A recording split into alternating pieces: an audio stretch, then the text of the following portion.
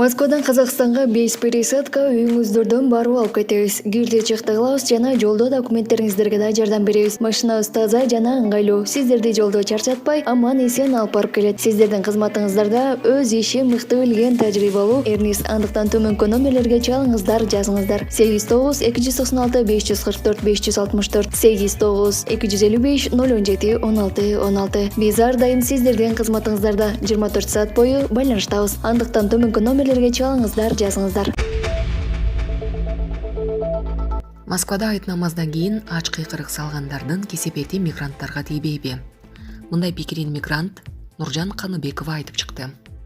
Бул жерде көп булут болсо керек албетте. Кыргыздар сөзсүз бар. Арасында калпак кийгендер жайнап жүрөт. Мен айткым келген нерсе башка.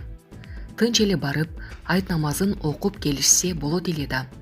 Кокустан провокация болуп кетпейт деп эч ким кепилдик бере албайт. Көпчүлүктүн арасында кандай адамдар бар экени белгисиз. Бөлөк элде жүргөндөн кийин ошол элдин мыйзамына баш ийип, тынчтыкты сактоо керек. Менин жеке пикирим, бул көрүнүш бүгүн Москвадагы айт намазына барган көп улуттан турган мусулмандар, албетте көпчүлүгүн өзбек, тажик, кыргыздар түзөт. Булак Мекендеш пресс. Белгороддогу авиабомбанын кулашы жана жарылуусу видеого түшүп калган. Орусиянын Белгород шаарында 21 апрелге караган түнү болгон жарылуунун видеосу байкоо камераларына түшүп калып, социалдык тармактарга жарыяланды. Видеодо унаалар кесилиштен кантип өтүп жатканы, кайсыл бир убакта асмандан снаряд жакын жердеги унаа токтотуучу жайга түшүп, асфальтты жарып өткөнү, унаалар токтоп, бул аймакты айланып өтө баштаганын көрүүгө болот. Авиабомба кулагандан болжол менен 17 секундтан кийин катуу жарылуу болуп, унаа токтотуучу жайда турган унаа асманга көтөрүлүп, дүкөндүн чатырына кулап түшкөнүн Московский комсомолец жазды. Жардыруу толкуну 9 кабаттуу имаратка таасирин тийгизген. Бактыга жараша каза болгондор жок. 3 адам жаракат алганы кабарланды. Булак Назар Ньюс кежи. Президенттин катчысы чек арада кармалган 84 килограмм алтын тууралуу айтып берди. Президенттин басма сөз катчысы Эрбол Султанбаев УКМК кармаган 84 килограмм алтын боюнча түшүндүрмө берди. Анын билдирүүсүн Кабар улуттук агенттиги жарыялады. Кече жакында эле Кыргызстанга 84 килограмм алтын алып кирүү аракетин көргөндөр кармалганы кабарланды. Соц тармактарда айрымдар өлкөдөн алтындар чыгарылып жаткан турбайбы деген өңүттү да жазып ийишти. Ушул боюнча укук коргоо органдары маалымат бериштиби? Эмне болгон алтындар? Деги эле жалпы чоо жайын айтып берсеңиз. Ооба, 84 килограмм алтынды Ак Жол чек ара постунан алып кирип келе жаткан жеринен Алтын Кен компаниясы кармалды. Бул эмне алтын экенин чечмелеп берейин. Бизде республика боюнча майда чүйдөсү менен болуп, 100дөн ашык компания алтын казышат. Алардын көпчүлүгү руданы же концентраттарды Кытайга же Казакстанга алып барып, кайра иштетип, алтынын бөлүп алып келишет. Себеби бизде айрым металлдардан алтынды бөлүп чыгаруучу заводубуз жок. Ошол үчүн илгертен бери эле чет өлкөлөргө алып барып, алтынын бөлүп келгенге буларга мыйзам менен уруксат бериптербиз. Эсиңиздерде болсо, жаңы жыл алдында былтыр декабрь айы болсо керек эле. Президентибиз Кара Балтадагы заводко барып, баарын көрүп чыгып, тиешелүү министрликтерге тапшырма берген.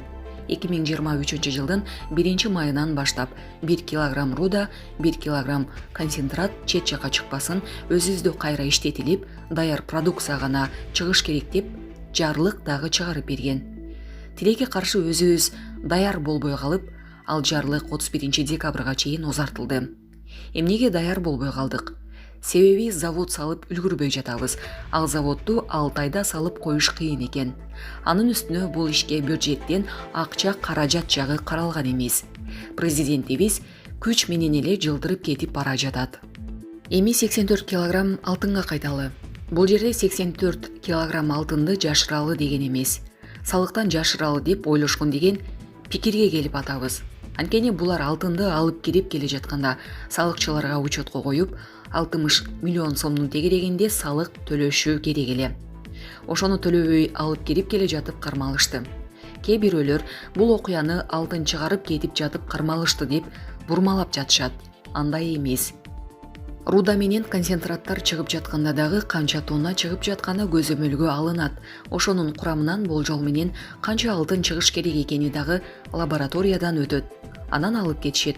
Кайра ошол алтынды бизге келип, салыгы төлөнүп, андан кийин аны кайра чыгарып кетирсе болот. Мыйзамдуу жол жобосу ошондой.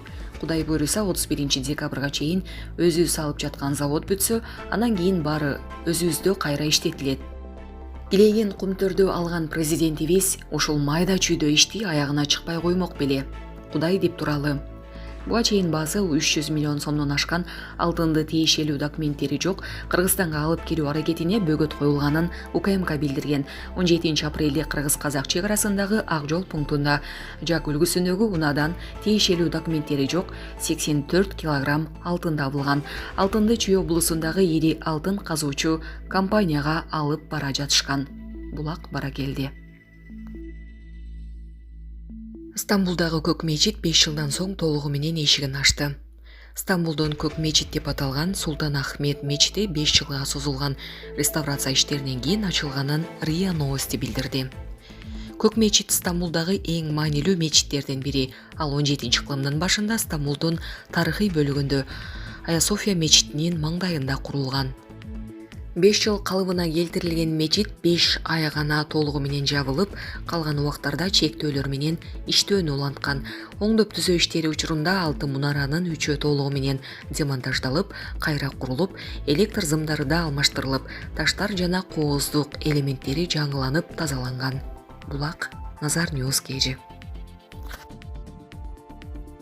Күлдүн калыңдыгы 20 сантиметрге жеткен. Камчаткада өзгөчө кырдаал жарыяланды. Камчаткадагы Усть-Камчатский районунун аймагында Шевелуч жанар тоосунун атылышынан кийин бир нече калктуу конуштар жабыркап, өзгөчө кырдаал киргизилгенин Усть-Камчатский муниципалдык округунун башчысы Олег Бондаренко билдирди. Камчаткадагы Шевелуч жанар тоосунун атылышы 11 апрелде таңгамал башталган. Ал болжол менен бийиктиги 20 километрге чейин күл чачкан. Жарым аралдын чыгышындагы бир нече айылды күлдүү булут каптаган. Тургундарга үйдөн ашыкча чыкпоо сунушталган. Окумуштуулар Күлүч айылындагы күл акыркы 60 жылдын эң күчтүүсү экенин билдиришти. Бийликтин айтымында айрым жерлерде күл катмарларынын калыңдыгы 20 сантиметрге жеткен. Булак Назар Ньюс KG. Трамп шайлоодо жеңип чыкса, Украинадагы согушту токтотууга убада берди. АКШнын мурдагы президенти Дональд Трамп 2024-жылдагы шайлоодо жеңип чыкса, инаугурацияга чейин Украинадагы жаңжалды жөнгө салууга үлгүрөт. Бул тууралуу ал Флорида штатында республикалык партиянын жактоочуларынын алдында сүйлөгөн сөзүндө билдирди. Президенттик шайлоодо жеңгенибизден көп өтпөй, мен Орусия менен Украинанын ортосундагы коркунучтуу согушту чечем деген Трамп.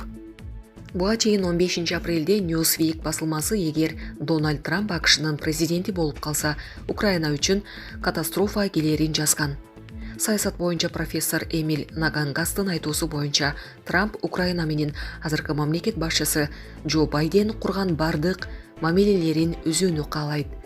27 мартта Трамп Украинадагы чатак азыр эле бүтүшү керек деген, ал жаңжалды 24 сааттын ичинде жөндөгө даяр экенин баса белгилеп, бирок планынын чоо жайын ачыктаган эмес.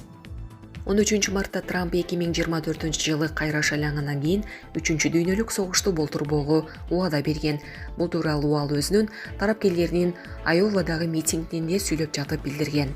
Булак Назар Ньюс KG.